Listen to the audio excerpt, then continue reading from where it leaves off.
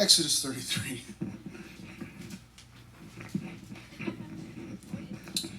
Exodus chapter 33.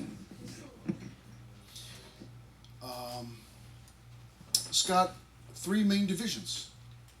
It's time to leave, temporary tabernacle, and talking with God. And Exodus chapter 33, Exodus chapter 32, the last chapter that we were in. Does anybody remember what happened in Exodus chapter 32? Anybody remember what happened in Exodus chapter 32, the previous chapter? It's good. That's good. It's a good thing.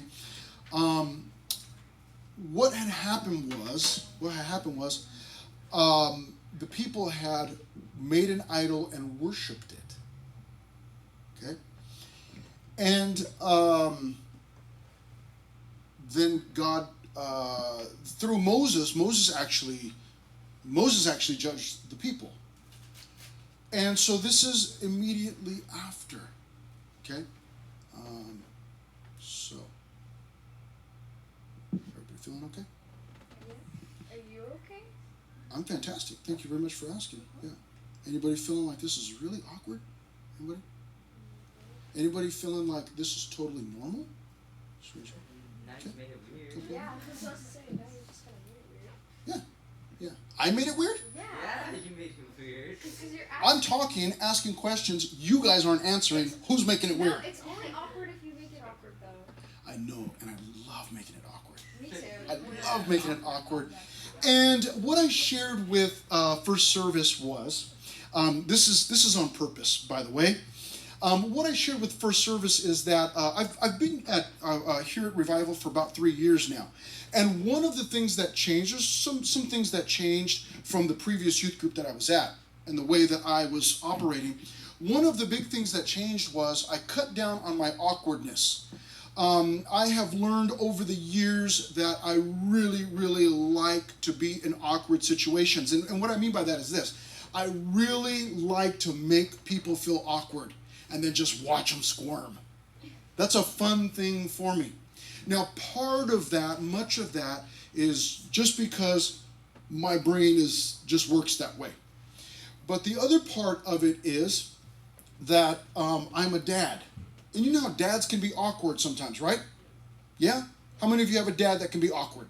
So this is just kind of awkward. Sometimes says things or does things, and your friends are around or whatever. It's like, oh my goodness, I can't believe you did that. Or you're FaceTiming with your friend, and then your dad wants to come and like, hey, what's up? What's going on? Or whatever. I love those kinds of things. Now, I don't normally try to embarrass my own kids. But there's just times when I like to make things awkward. And I've really tried to cut back on that because at the previous church that I was at, the previous youth group, I used to do it all the time. And I think it was too much, but it was a heck of a lot of fun. Okay? And so I've tried to cut back on that here, not be as awkward, but every once in a while, throw some of that out. But there's a reason for all of this. What in the world does this have to do with Exodus 33? Well, being a dad, there have been lots and lots and lots and lots, countless times that I have had to correct my kids. Okay? And to have awkward conversations. And I'm just the king of awkward conversations. I grew up with a mom and a dad and then 2 sisters. So, and now I've got obviously a wife and I've got 3 girls and 1 boy. So girl issues, I ain't got a problem. Heard it all. Heard things I never wanted to hear. And now I know about. Not a big deal. I can bring those things up.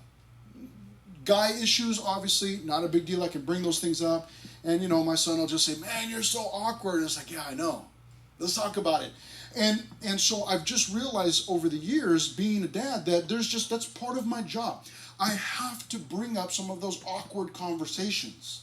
Sometimes when things have gone wrong, and it happens in my family. I'm a pastor, but still, I've got normal kids, and they've got a normal dad, and there's just times when it's time to raise the bar again. Like the standards have dropped, and it's time to bring them back up, and corrections need to be made, and I bring those things up, and I realize that I have to. Sometimes I just have to bring that stuff up. I can't just let things slide. And then there's always after.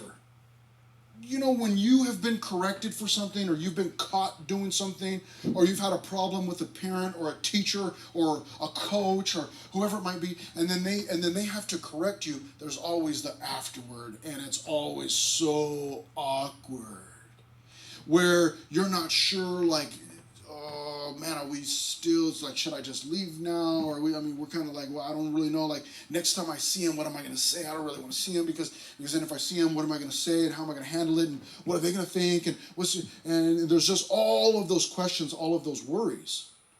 And God is a heavenly what? Does anybody remember what he is? A heavenly Father. And he's got a whole mess of disobedient kids that he has to correct often. And what we see in Exodus 33 is after the correction. And is it going to be awkward? And you'll sense this awkwardness on behalf of the people. It's like, I don't know, God, where are we at? But you'll notice that what God does is that he just moves on. And there are some lingering consequences from what they did back in Exodus 32, worshiping the idol. There are some consequences. But you'll see that God has not changed, nor has his love for his people changed. And it's a beautiful picture. There are three main divisions which I put up already and moved through them quickly. But let's jump into the first one here. Beginning at verse 1, we see that it is time to leave, God tells Moses. Then the Lord said to Moses, depart and go up from here, you and the people whom you have brought out of the land of Egypt. Okay. Now, does anybody remember where they are at right now? Where God's telling them, okay, leave this place. Does anybody remember the name of the place that they're at? Sinai. Yes, they're at Sinai, the wilderness of Sinai, and he tells them, okay, it's time for you to go, and you and the people who remember that little kind of like back and forth that God had with Moses back in chapter 32, like, these are your people. Yes, I know, God, but these are your people, and they were kind of throwing the people back and forth, like, yeah, these disobedient people, these are yours. Actually, they're yours, God. And they were back and forth. Notice in verse 1, depart and go up from here. God tells Moses, you and the people whom you have brought out of the land of Egypt. God's like, hey, it's time to go, and you got to take those people with you that you brought out of Egypt. It's almost like God's just kind of like, these are disobedient people, and they're yours, Moses. But notice this in verse 1, and the second part, he says, where are they supposed to go? To the land of which I swore to Abraham, Isaac, and Jacob, saying, to your descendants I will give it. So it's the promise of possession. What does that mean? Like, what's going on? What God is telling them is, God's speaking to Moses, and Moses is responsible for speaking to the people. He's saying, listen, it's time to go. It's time to move on toward the promised land. I promised the land to Abraham, to Isaac, to Jacob, to the Jews, the Israelites. I promised you that land. And what God is indicating to Moses is nothing about that promise has changed. You still get the promise. But wait, we sacrificed, or we worshiped an idol. We totally disregarded you, disobeyed you. God says, yeah, but my promise to you hasn't changed. God's love toward his people has not changed. My kids, my own kids, speaking personally, may get angry at me, but my love for them has not changed. I recently had to deal with a correction in my family with one of my kids.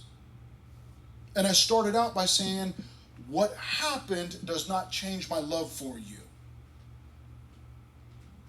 And at the end of it, it's, I love you. And I've done this to my kids before too, at the end of a disagreement, or, where I've had to correct them.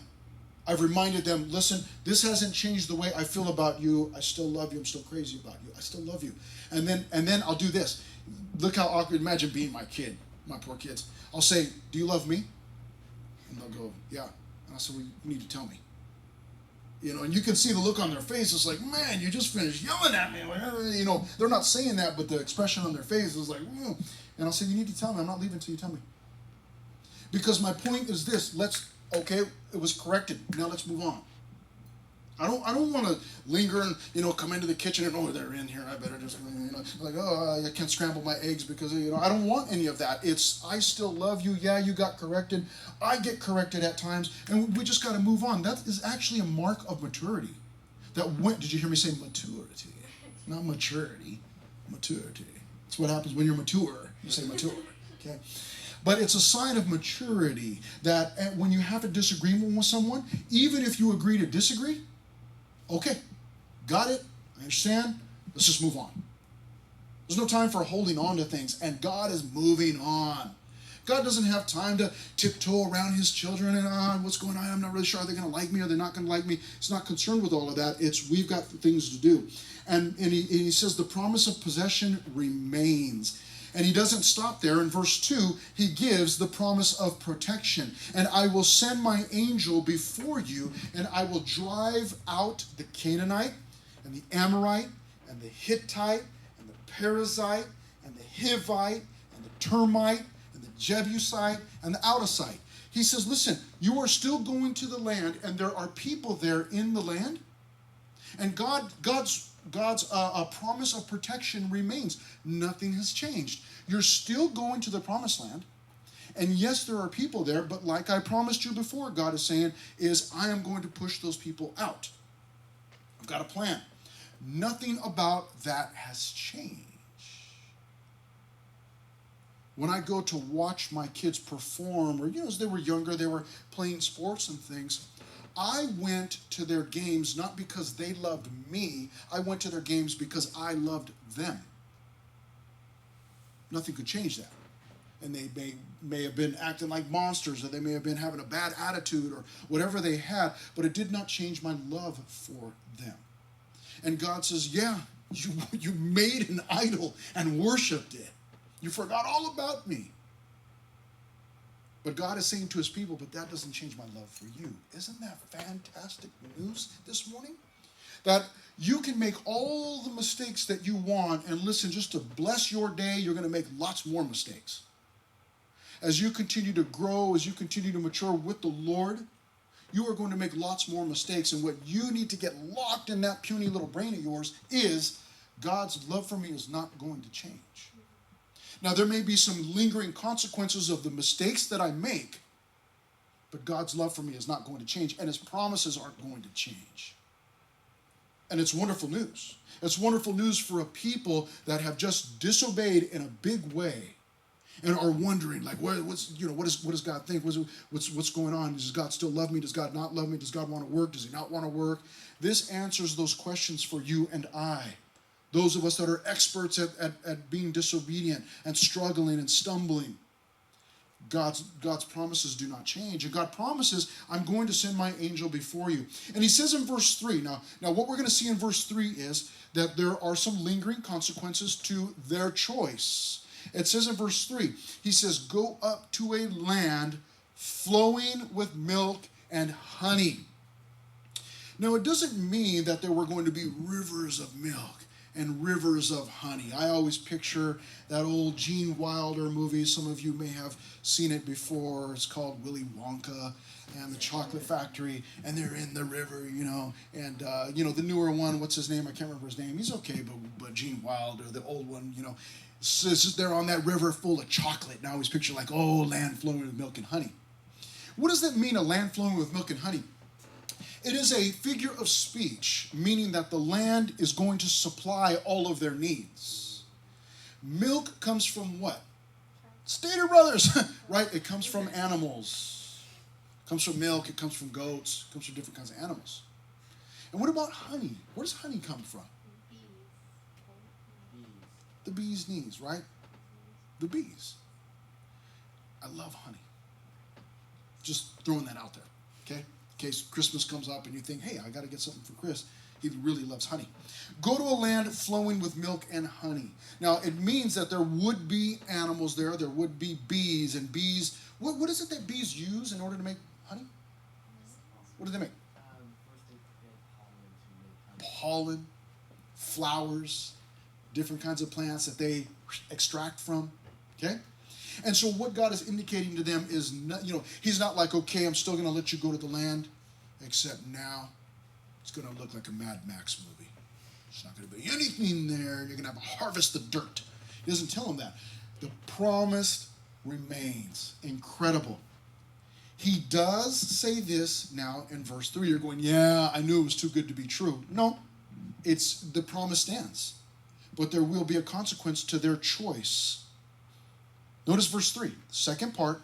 Go up to a land flowing with milk and honey. And he says, for I will not go up in your midst. What? He says, lest I consume you on the way, for you are a stiff-necked people. God says, now listen, he indicates some things are going to change. There's going to be a change here. The promises still stand. I still love you. He says, but I need to get out of the midst of you, out of the middle of you. He says, before I consume you on the way because you are so stubborn. He says, listen, I got to get myself out of the mix a little bit. What this is indicating to us, and we'll see it clearly here, plainly in just a moment, is that there is some distance between him and the people. It does not mean that they're no longer his. It doesn't mean any of that. It doesn't mean that the relationship is broken. It means that there's now some distance. And God is indicating to them, look, like when you choose that route, you begin to damage the relationship. It's not broken, but now there's some distance. And we'll see it here in just a moment. But he says the reason why, because you're stubborn people, stiff-necked people. Verse 4, and when the people heard this bad news, they mourned, and no one put on his ornaments. What? They like dressing themselves up like Christmas trees? What were they doing? We'll find out here. For the Lord had said to Moses, now notice past tense, the Lord had said. So evidently what we see in verse 5, God had already spoken to Moses, and they heard it, and that's why they reacted in verse 4. But notice verse 5, what God had said to Moses. Say to the children of Israel, you are a stiff-necked people. I could come up into your midst in one moment and consume you. Now therefore take off your ornaments, that I may know what to do to you. So the children of Israel stripped themselves of their ornaments by Mount Horeb. The ornaments, what is that? It means their jewelry, their ornamental jewelry, their ornamental clothing. What God is telling them is you need to humble yourselves. Get rid of all the fancy stuff. Later on, later on in the Old Testament, we will learn about sackcloth and ashes. Some of you may remember that from the famous story, the well-known story of Jonah, when he went in and preached to Nineveh. And the people put on sackcloth and ashes. They put on sackcloth. They changed their clothes, got rid of their fancy clothing to show this outward appearance of humility. It was a way of showing on the outside what was taking place on the inside. And God says, you need to humble yourselves. Get rid of all the fancy stuff. Get rid of it. And so they did that in verse 6. In obedience, they responded well. They stripped themselves of their ornaments by Mount Horeb. So they say, yeah, we really need to take the focus off of what we have on and this kind of lifestyle that we're trying to live, and let's just focus on God. Now, we move into our second main division, which is the temporary tabernacle. Now, because God says, I'm no longer going to be in your midst, okay, because if I stay here, you're so disobedient that I may just consume you. So here's what happens in verse 7. Moses took his tent and pitched it outside the camp. He pitched it outside of the camp. Okay? Moses just so angry at the people, like, let me just get away from them? No. Far from the camp. And called it the tabernacle of meeting. Now we'll stop there for just a moment because some of you are familiar with the term tabernacle. Anybody ever heard that word before? Tabernacle. We spent weeks and weeks on it. Remember that? Learning all about the tabernacle and what God was telling Moses, build the tabernacle this way and do the tabernacle this way and put this furniture in it and they need to wear these clothes and there's all these special instructions. What was the tabernacle? Well, it was a place of meeting. And they didn't have the tabernacle built yet. But God is looking for a place like, I need to get out of the midst of these people. So Moses, you're going to take your tent, you're going to move it far outside the camp, and then I'm going to meet you over there. And I'm going to deal with you, Moses, directly. And that's a beautiful thing too, and we'll get there in just a moment. But what Moses does is he sets up this temporary meeting place here, temporary tabernacle. And it says in verse 7, and it came to pass that everyone who sought the Lord went out to the tabernacle of meeting, which was outside the camp. And there may be those times in your life and in my life where we feel as if we are distant from God. And oftentimes what will happen is we can feel that we're distant from God, and I've seen this happen over and over and over for years now. That oftentimes when we feel distant from God, that we distance ourselves even more. And then it's like, man, I haven't seen that person at church for a long time, and where have they been? And man, they've not even been around. And then finally you see them. It's like, hey, what happened? Oh man, I got mixed up in some bad stuff, and I did this, I made some bad choices, and had these troubles going on. It's like, yeah, and? Well, I couldn't come to church, I was just like, I wasn't living right. No, church is the place that you come to when you're not living right. It's a hospital for sick individuals. That's what this is. This isn't, we all look nice and cute and pretty on the outside, but on the inside, all of us are struggling. So this isn't a place for perfect people. This is a place for imperfect people. And what we need to do is get in the habit of, when we are struggling in our relationship with God, is not distance ourselves, but make an effort to get closer to Him. To bring that nasty, gnarly sin to Him. He already knows about it. Is there some sin that you're going to commit that God is, oh my goodness, I can't believe they did that. He's seen it all. The very first family, Adam and Eve, by the way, that He created, they had some kids, Cain and Abel. Don't know if you know the story. Cain killed Abel, his brother. And that was the first family. God's been dealing with sin for a long time. There's nothing that you can surprise Him with. You find yourself struggling, the thing to do is to get as close as you can to Him. Some people, they ride in a truck. You ever been in the back of a truck? Anybody? Illegal. But it's fun, isn't it?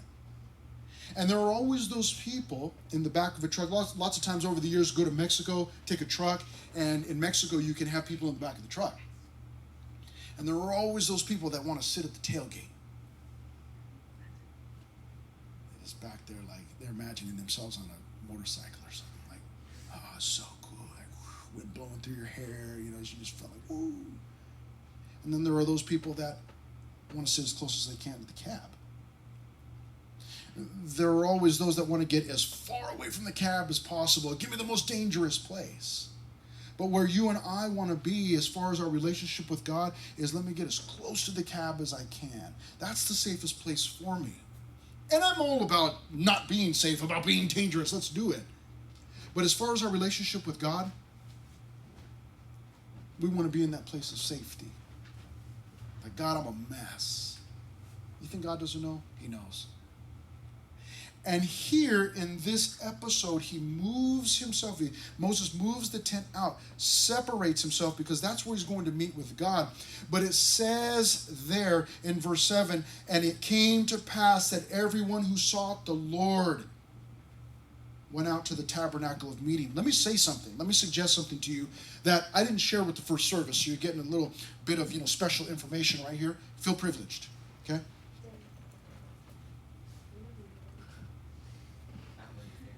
Notice what it says in verse 7. It does not say that everyone sought the Lord. It says that everyone who sought the Lord went out to the tabernacle of meeting. No doubt in that camp, God's children, the children of Israel, no doubt there were some who were not concerned. It's like, I'd go meet with God, but it's so far. I'm not going out there. And then there were those who made the effort. Hey, we're going to go meet with God. And they planned it. Let's go. Let's make it happen. There are those who are all about the ease. If it's easy, I'll do it. But if it's going to be strenuous, if it's going to take some effort, if it's going to take some of my time, But there were those in the camp who said, no, I need to meet with God. And they made the effort, and they made the trek, and they went out to the tent of Moses. In verse 8, it says, so it was, whenever, this is incredible, whenever Moses went out to the tabernacle, that all the people rose, and each man stood at his tent door and watched Moses until he had gone into the tabernacle. They're all watching. Oh, there he goes. He's going out to the tent, the temporary tabernacle. Why did they do that? Because in verse 9, there was the presence of God. And it came to pass, when Moses entered the tabernacle, that the pillar of cloud descended and stood at the door of the tabernacle, and the Lord talked with Moses. All the people saw the pillar of cloud standing at the tabernacle door. And all the people rose and worshiped, each man in his tent door. So the Lord spoke to Moses face to face, as a man speaks to his friend. And he would return to the camp. But his servant, watch out, Joshua, the son of Nun, a young man, did not depart from the tabernacle. So every time Moses went out, the pillar of cloud, God was in the pillar of cloud, and he would descend there to the door of Moses' tent to meet with Moses, and they would talk. Now, I do not know exactly how they talked. It says that they talked face to face as a man talks to his friend. We'll get some clarification here in just a moment, in case you're thinking, oh, like, what does God look like? You know, is it true he has a big white beard, or does he look like Santa Claus, or what kind of what does it look like? We'll get some clarification here as to what that means. But what you and I need to understand is that God and Moses spoke to one another. Whether it was through a vision, maybe he put Moses to sleep, or I don't really know how he did it. It doesn't indicate that for us. Nevertheless, they would meet there. And the people saw that, and they would worship from inside the camp. It's like, oh, there he goes. And man, look out there, you can see the pillar of cloud. Here comes God. And imagine what that would do. And what God was doing was establishing the leadership and the authority of Moses, indicating to all of the people, there's something different about Moses.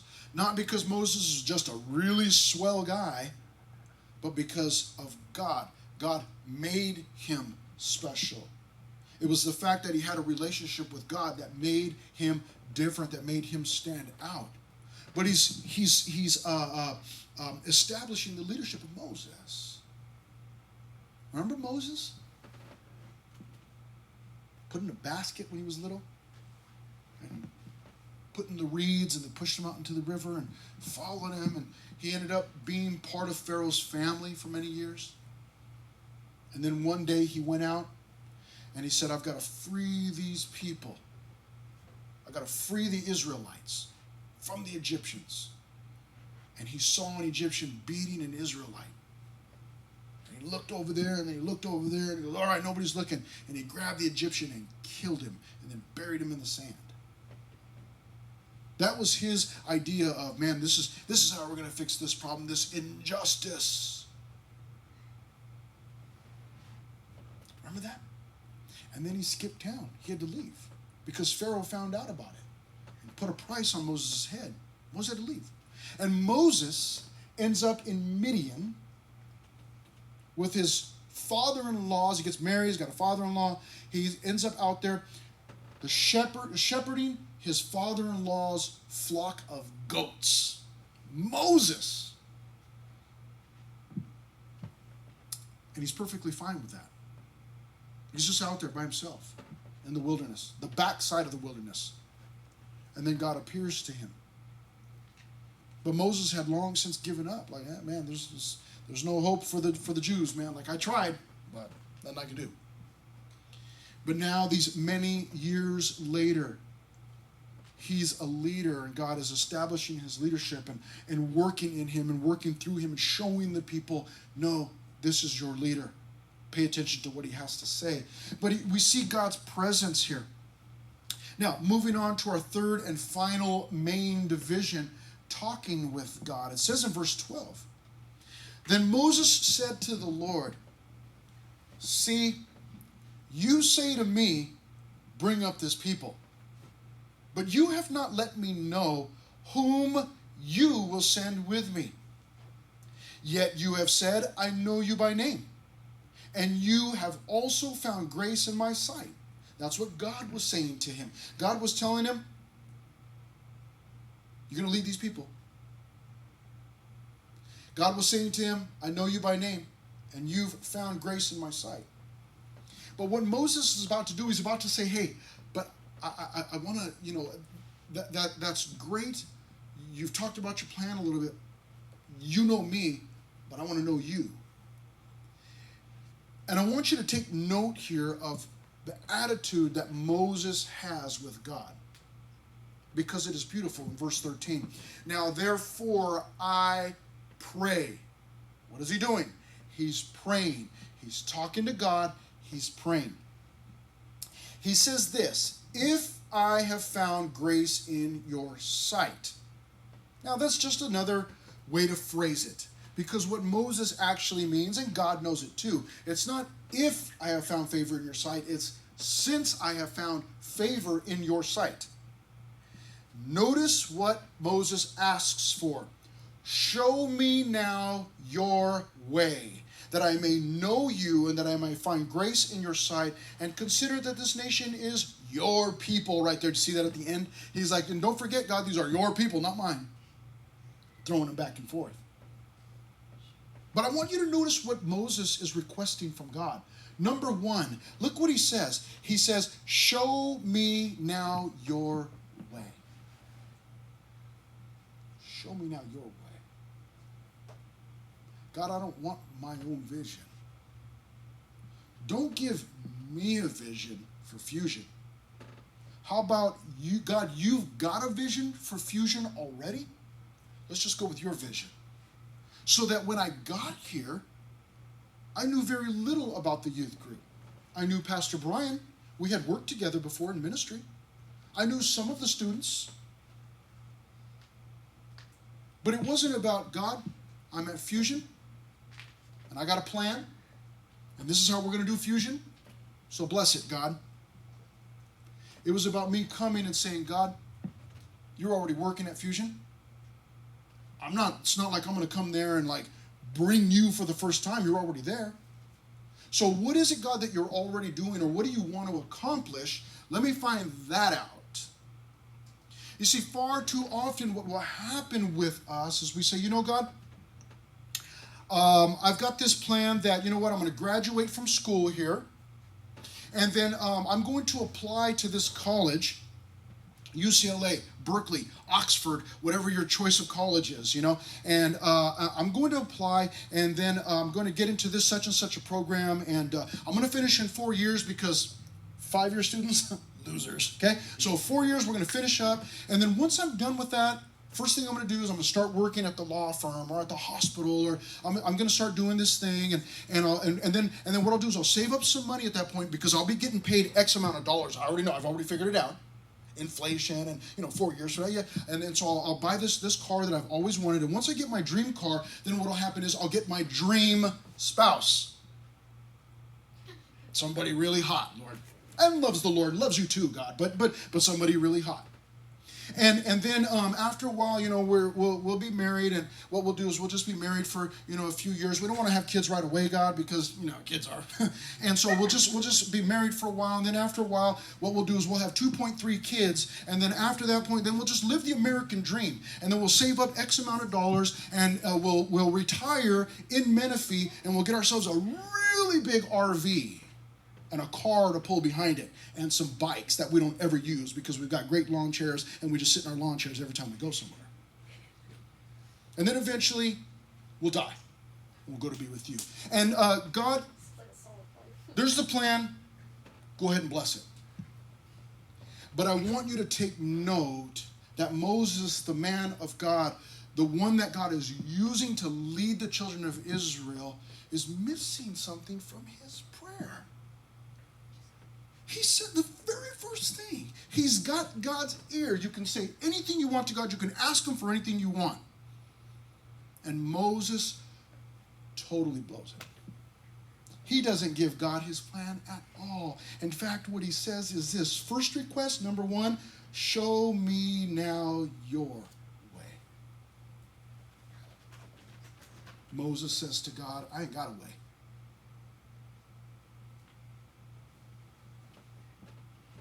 God, if it weren't for you, I'd be out in the wilderness with a flock of goats, sleeping with them, just out there. So God, why don't you show me your way? Because I don't have a way. My way's not going to work. Show me your plan. Give me your vision.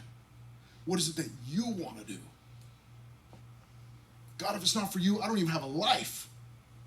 I could go to sleep tonight and you can snatch the breath out of my lungs and I'd be done. So how about you tell me what you want? Show me now your way. And then he says this, show me now your way. Give me your vision. Tell me what you want to do. And number 2, that I may know you. I just want to know you. And Moses is in the tent alone with God. Joshua's nearby somewhere.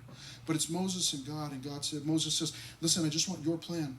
And then the second thing is, all I want to do is know you. That's all I want. I don't care what happens. I could be a millionaire or I could be homeless, God. I just want to know you. I mean, come on, Moses. This is your chance. This is your chance. Ask for something. Like, Lord, I really, God, would you just please give me a Lambo? Please, I'm just praying for a Lambo. That I just want to go to church for your glory, of course, in a Lamborghini, but all for your glory. Or, God, could you just please bless me with a new pair of Jordans? For your glory, of course. But this is really what I want, because it would just go really well with my... And he doesn't do any of that. He's got God. He can ask him for anything he wants. And Moses totally blows it. He says, just show me your way, and I want to know you. I just want to know you. And then finally, and that I may find grace in your sight. God, I just need more of your grace. I mean, come on, Moses, seriously? Such small vision. He couldn't just throw in there like, God, could you just please give me also, I want to know you, and I want to grow, and I want to, all that stuff, but could you also give me a winning lottery ticket, God? Could you also just hook me up with like $1 million? I'll use it to, I'll give all my money away. You know how we do that? Like, oh God, if I could just win the lottery. I mean, I would use a bunch of it, to give to people. No, you would not. Come on, just be honest. God, I really want $1 million to spend on myself, right? Just be honest. He doesn't do any of that. He has 3 requests. Show me your way. I'd want to know you, and I want more of your grace. I just want more of your grace. What a beautiful request. This is the heart of a man who once said, I'm just going to kill this Egyptian, and we're going to do it my way, like Frank Sinatra. This is a man who has been radically changed over multiple years. But you and I have the opportunity to look at him, see his mistakes, see the failures, see the successes, and maybe skip some of the hardship and say, God, I want this kind of an attitude. And maybe you're not even there. Maybe that's not your desire at all. Like, you know what? I don't really care if you show me your way, God, or that, to even know you any better, and I don't even necessarily think about more of your grace. But maybe today I know, you know what? I need to be more like this. Then at least pray that. God, help me to be more like Moses in this. That my desires would change. Maybe my desires are elsewhere. But God, I want to know what you want to do, and I want more of you, and I just want more of your grace. There's no selfishness there, no desire to get some great gain, to make some, certain amount of money.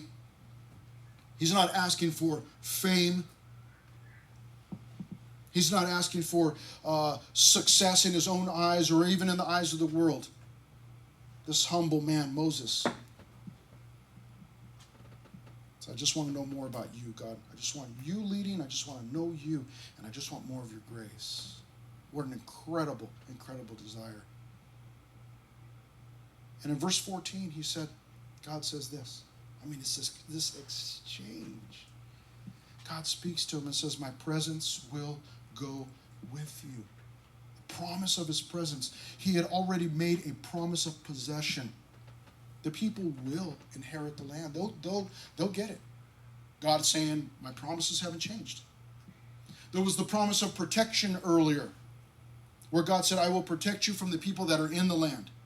He also said, I will protect you from myself. I'm going to move outside the camp, because if I stay here, I might get frustrated and wipe you all out.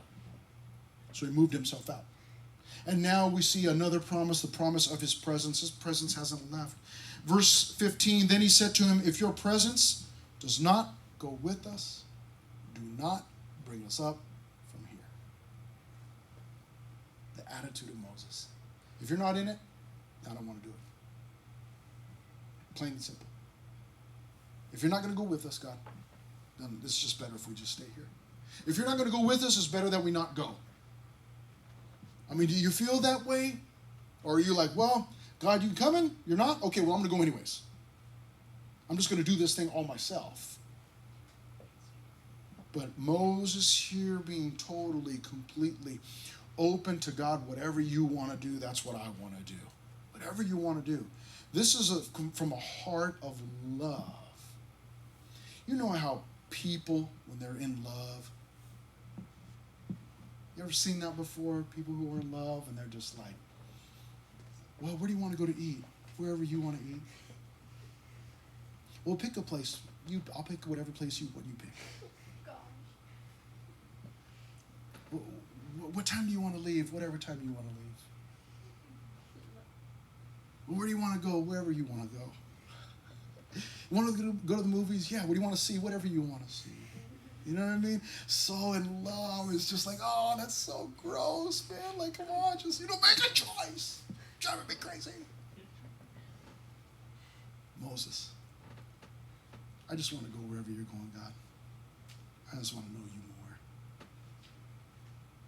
That's all I want. I just want more of your grace, more of you, more of your supply. He's so in love with God. So in love with God, so mushy. So the Lord said to Moses, let's go back up to verse 16. For how then will it be known that your people and I have found grace in your sight, except you go with us? So we shall be separate, your people and I, from all the people who are upon the face of the earth. What is it that separates you and I from the rest of the world? We all like to think that we're unique. The way that we look, we got our own sense of style, our own sense of fashion. You do. Okay? But if all of us were to jump in a bus right now and head over to the mall down the road, we probably would get out and then realize, we all pretty much look the same as everybody else at this mall. There will be differences, but basically we all pretty much look the same. So what is it that sets us apart from everybody else? He just said it right here in verse 16.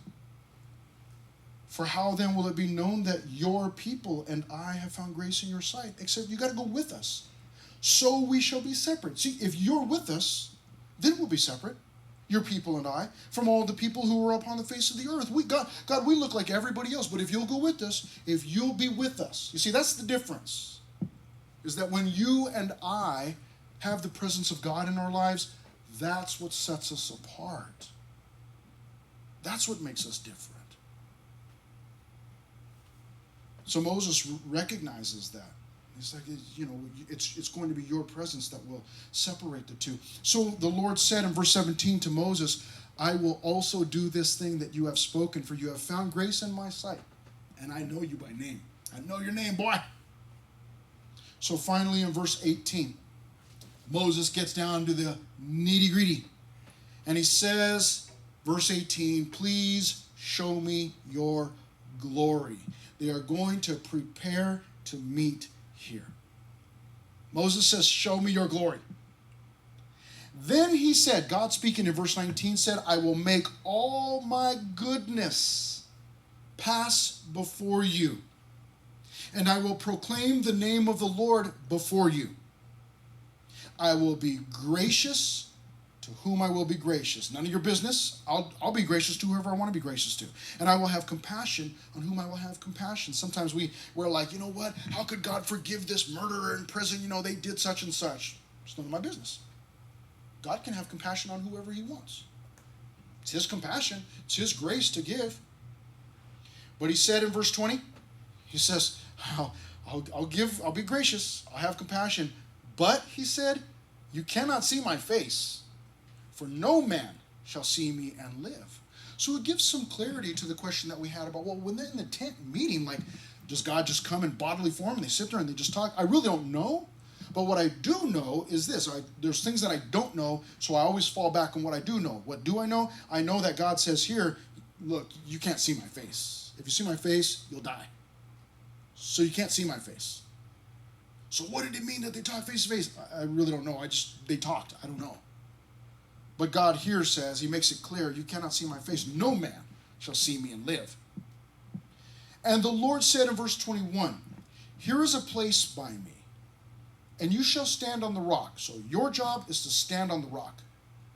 So it shall be while my glory passes by, that I will put you in the cleft of the rock. Rock of ages, cleft for me. And will cover you with my hand while I pass by. Then I will take away my hand, and you shall see my back, but my face shall not be seen. What a trip. Now we're going to see this take place next time. So they're preparing this meeting. It's very important that Moses, you got to pay attention. Stand on the rocks. I'm going to get you. I'm going to put you in the cleft, in that little crevice down there. I'll cover you up. I'll pass by. It's like God's, like, oh, covering him. And then after he walks by, he takes his hand away, and then Moses can pop out and see the back of God as he's walking away, as he's walking by. And he'll get to see his glory that way. God says, you cannot see me face to face and see, you cannot see all of my glory. You do that, you're a dead man. Can't see that. So we get this sense of awe, this sense of holiness, this sense of privilege that Moses gets to see at least some of the glory of God. This is what we used to refer to, I've not heard it in a long time, but we used to refer to this when we would talk about an afterglow. Anybody ever heard of an afterglow? Anybody? Yeah, okay. Afterglow is something that I remember doing several years ago. It was pretty popular in Calvary chapels and churches, where maybe after service, you would stick around if you wanted to, and they would have worship music, and there would be a time of prayer. Sometimes there would be the exercising of gifts, the speaking of tongues, or maybe it was prophesying. But the idea was, we're just going to stay here, and we're just going to wait on God, and we're just going to see if he wants to do something different, something special. And that was we used to call those afterglows. Some of you have been here for, when we do linger, once in a while we'll do linger here. And that's about as close as we come to that. But that's where we get it from. That's where we got that term from, was this episode here where God says, okay, I'm going to show you some of my glory, but you can't see all of it. I'm going to reveal all of it. But God responding to the request of Moses. May your heart and my heart say, you know what, God, I just want more of your glory. I don't want my own glory. I just want more of your glory. Show me more of you, God. Just reveal more of yourself to me. So, Father, help us.